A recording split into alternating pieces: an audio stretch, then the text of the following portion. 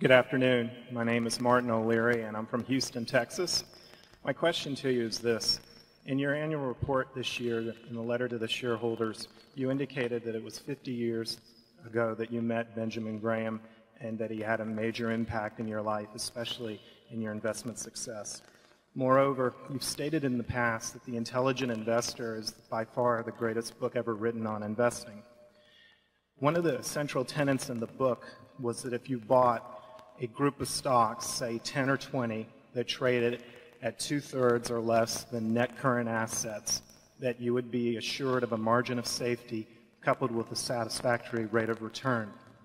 Today, if you were to find 10 or 20 stocks that traded at 2/3 of net current assets, would you be inclined to purchase those stocks for your own personal portfolio, not for Berkshire Hathaway? And the second question, since I've mentioned a book, I was wondering which books that you and Mr. Munger have been reading lately and would recommend. Thank you.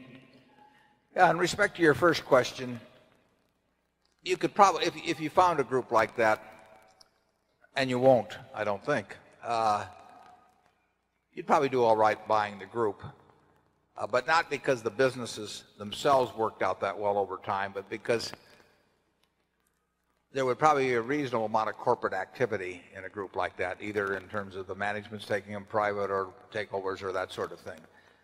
But those sub-working capital stocks are just almost impossible to find now. And if you got into a market where a lot of them existed, you'd probably find wonderful businesses selling a lot cheaper too. And our inclination would be to go with a cheap, wonderful business. I don't think you'll get in a high market or something close to it. I don't think you'll get a lot of sub-working capital stocks anymore. There's just too much money around to promote deals before they really get to that point. But that was a technique. It was 50 years ago. And is Walter Schloss here still? Walter, are you here? Stand up if you're here. I met Walter 50 years ago when I met Ben Graham. And I know Walter's came out this year, but he already knows everything I've been talking about, so he may have left. Walter actually has practiced in securities much closer to the original.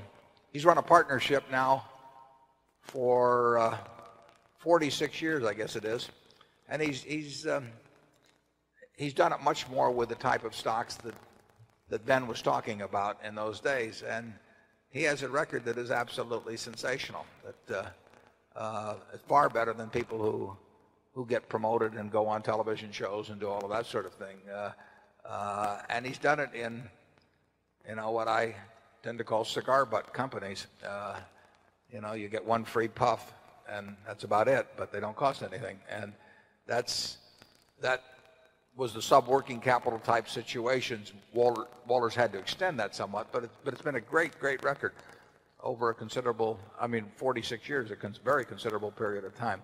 So I think if you found that kind of a group and did it as a group operation, and Ben always emphasized a group operation, because when you're dealing with lousy companies, but you expect a certain number to be taken over and all that, you better have a group of them. Whereas if you deal with wonderful companies, you only need a couple. But I think if you see that period again, we'll be very active, but it won't be in those kind of securities. Charlie? Yeah, and there's another change. In the old days, if the business stopped working, you could take the working capital and stick it in the shareholders' pockets. And nowadays, as you can tell from all the restructuring charges, when things really go to hell in a bucket, somebody else owns a lot of the working capital. The whole culture has changed. If you have a little business in France and you get tired of it, as Marks and Spencer has, the French say, "What the hell do you mean trying to take your capital back from France? They're French workers in this business." And they don't care about, they don't say, "It's your working capital, take it back when the business no longer works for you." They say, "It's our working capital." The whole culture has changed on that one. Not completely, but a lot from Ben Graham's day. There are a lot of reasons why the investment idiosyncrasies of one era don't translate that perfectly into another.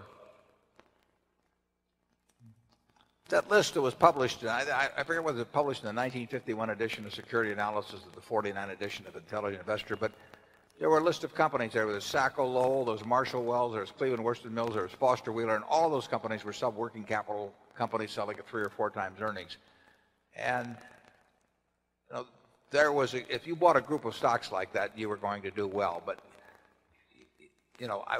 you certainly don't see that in companies with any size today. And I've seen a few lists of tech companies selling below cash, but they're determined to use that cash, and it may not be there in a year or two. It was a different breed of animal to some extent in Ben's list at that time.